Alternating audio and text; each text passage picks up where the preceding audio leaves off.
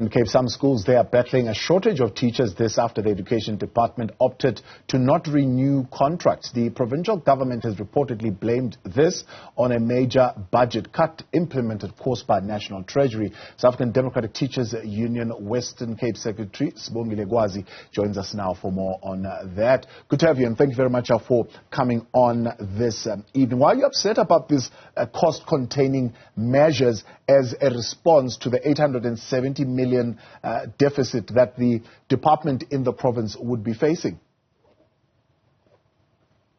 Thank you very much, and thank you for having us in your program. As Sadtu, we are challenged with the non-renewal of the contract posts that were held by substitutes for teachers who are acting in promotion posts, that is departmental heads as well as deputy principals. This was a disaster for many of our schools, because for some schools, while the staff establishment of the school may be 40, they are currently sitting with 37 teachers, which means that while educators who are holding promotion posts are in management positions, they are also required to teach, which means that even if those posts that are vacant currently are promotion posts, they mean that we have classes without warm bodies in the form of teachers. But let's start here first. I mean, the department says the reason why they're implementing this conversion process is because they are preparing to implement measures that are going to mitigate against the cost cutting. So the cost cutting is going to see them having a deficit of 870 million rands, and they are putting this squarely on the negotiated public sector wage agreement, saying because of that we're going to be paying more salaries. Of course, then we need these cost containment measures. And one of the things that we need to do is this conversion process, which they've started since January. What do you say to that?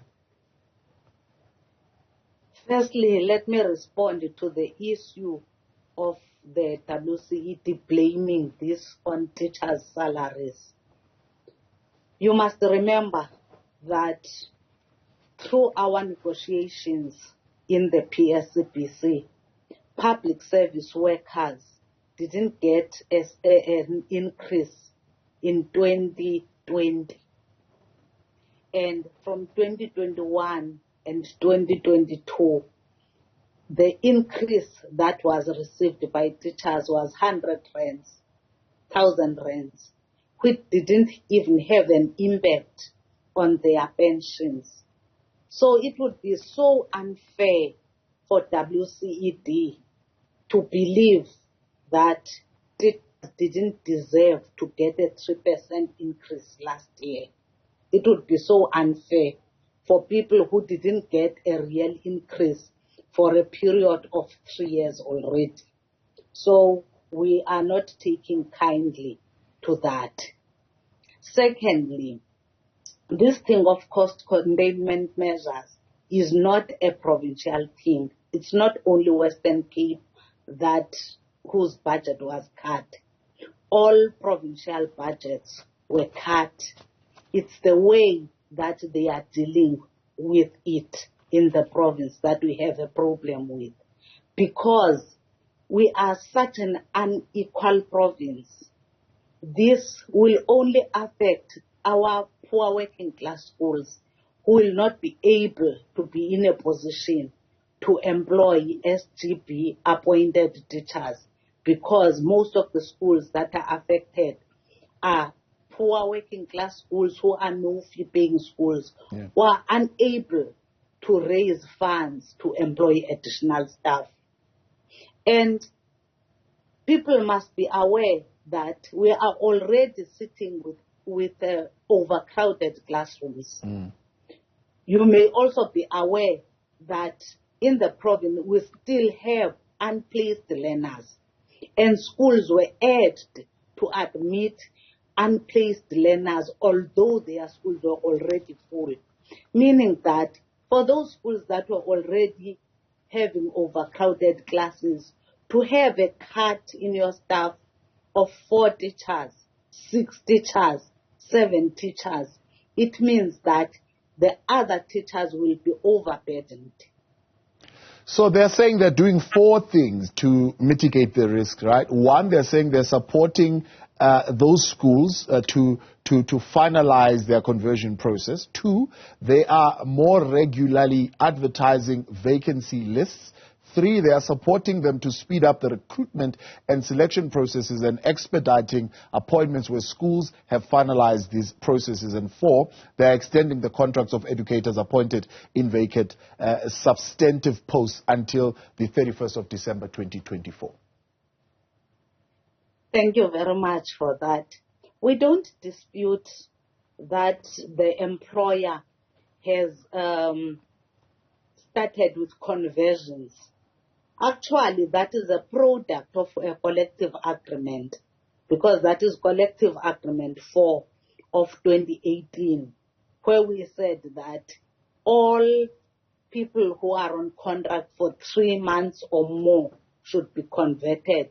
So it's not that they are doing as much favor as teachers, because that there's a collective agreement that is compelling them to convert teachers who are 3 months in a vacant substantive post.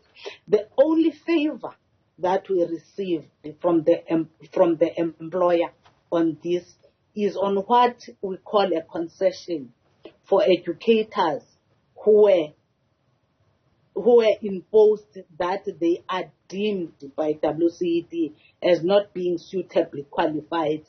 Let me make an example. If you have a teacher who has a qualification to teach in the FET band and they are employed in the TET band, they are classified as not suitably qualified. So the concession that they made was to also convert those deemed unqualified educators. So it's not as if there is no policy which is compelling them to convert those educators. Secondly, on the issue of extending those contracts, it makes sense because those people were supposed to be converted already. There was a delay in their conversion, so they shouldn't have lost their jobs.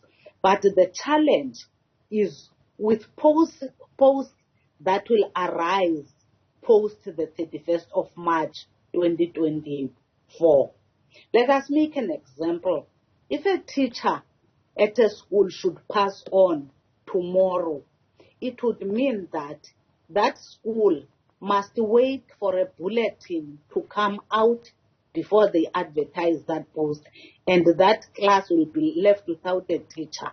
It will also mean that the normal process of filling of posts must take place, which will not be shorter than 3 months. So those schools will contend with classrooms that are without teachers for a period of 3 months or so. That is, if a school loses a teacher through natural attrition, that is, if a teacher dies, if a teacher gets a promotion post elsewhere, or if they resign, the school will have to wait until that post is formally filled. Whereas there is an enabling act, that is the Employment of Educators Act, Section 6A, which says that when there is a vacancy at a school, schools can match and place suitably qualified educators, which means that if they can get a newly qualified teacher who has the requisite what is needed for that post, then they could employ that teacher immediately so that learners are not left without a learner. Now, with the process that is proposed as one of the cost containment measures, it would mean that posts will remain unfilled for long periods of time.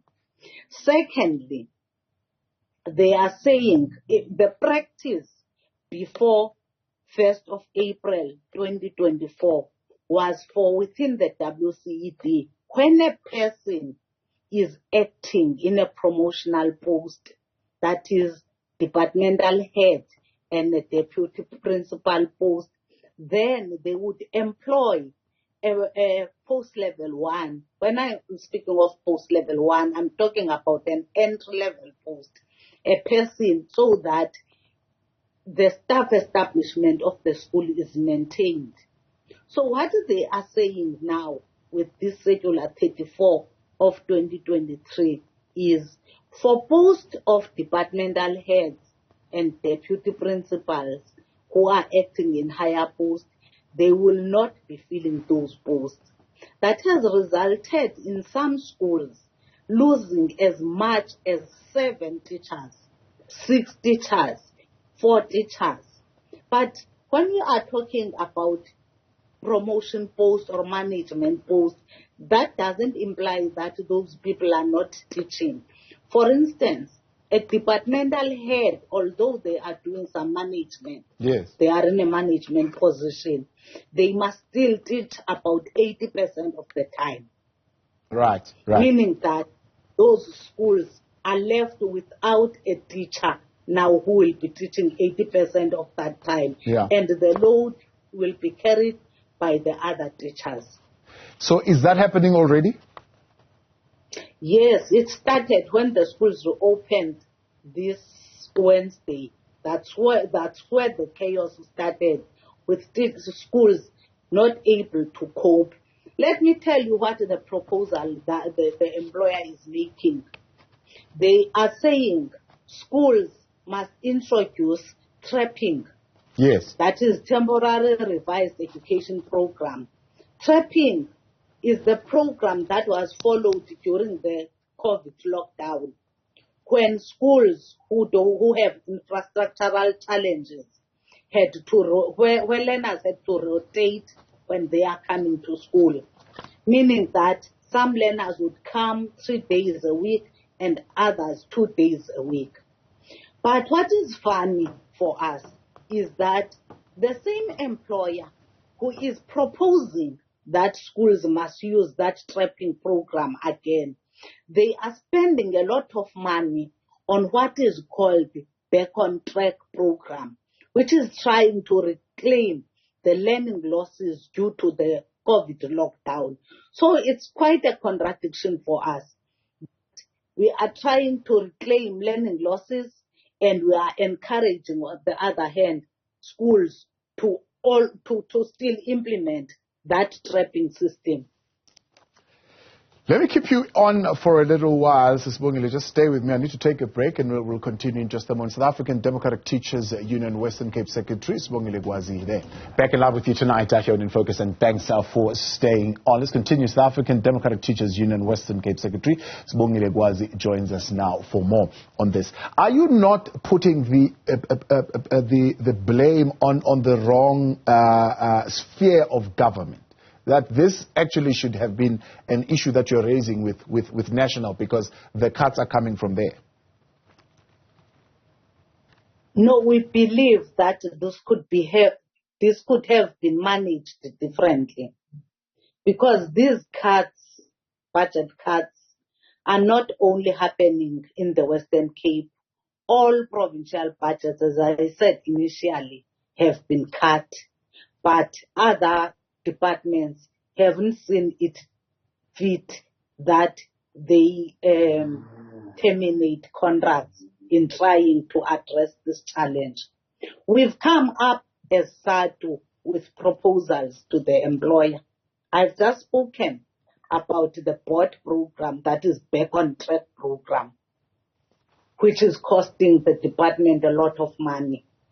We understand that is coming from a different budget. But we all know that budgets can be shifted from time to time, depending on what's prevailing. So what we have proposed to the employer was that let us suspend the board program so that the money can be used to employ teachers because what we need are teachers in the classrooms. The other proposal that we have made to the employer is to utilize some money from the systemic evaluation that is done annually in the province. I'm not saying they must stop these programs altogether, but while we are checking the system, and because we've been promised that this is a temporary thing, this thing of cutting off the budget, but because it will impact some schools very negatively, we've come up with those advices to the employer. So talk to me about that particular aspect of things. I mean, what is the expectation? Is the expectation that schools via the SGB are the ones who are supposed to raise the budgets that would hire these substitute teachers and sick leave teachers and maternity leave teachers that would be required? The schools who have the financial muscle employ additional SGB. It's always been the practice. You would have a school with 20 teachers and 17 SGB employed teachers, because those schools have very small classes and they can afford. But now, those schools will be able now to mitigate the challenge of the contract teachers that are not there. But for those schools, especially the no-fee paying school or some of the fee-paying schools who are servicing poor working class communities, will not be able to employ SGB personnel to act in those positions where there are no teachers. That's the biggest challenge that we are having. So what this is doing in a way is, for those who can, they will be working as normally as possible, while the others will be struggling to meet their obligations. We know with the exam, for instance, the NSC result, although our schools, that is our poor working class schools, are really working very hard to get good results, but you can see in the Western Cape, when you go to national and you see when the reports are the results are declared in the beginning of the year, learners who are doing very well, unlike in other provinces, you will see that they are coming from affluent schools. I'm not trying to pour cold water on our struggling schools, because they are really doing a lot, but they must struggle to get those good results. But the struggle will be more intense now with these cuts. You seem to be less confident in the ability of the department to fill in posts timelessly. I mean, you're saying, for example, the filling of promotion posts, there are some that are still going back to 2022 that have not been filled. Why? Yeah, we've been sitting with that problem for a number of years now.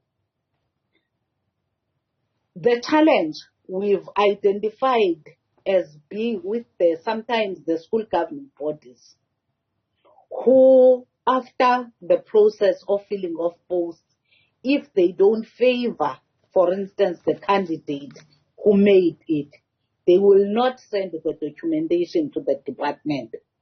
And in some cases, it's some principals who do this. And it doesn't apply to certain schools. It applies across the province. It's not poor working class schools who have that challenge, but it's a challenge that is very unique. I don't know whether it's unique to the province or what, but it's a challenge that is there. I'll make an example.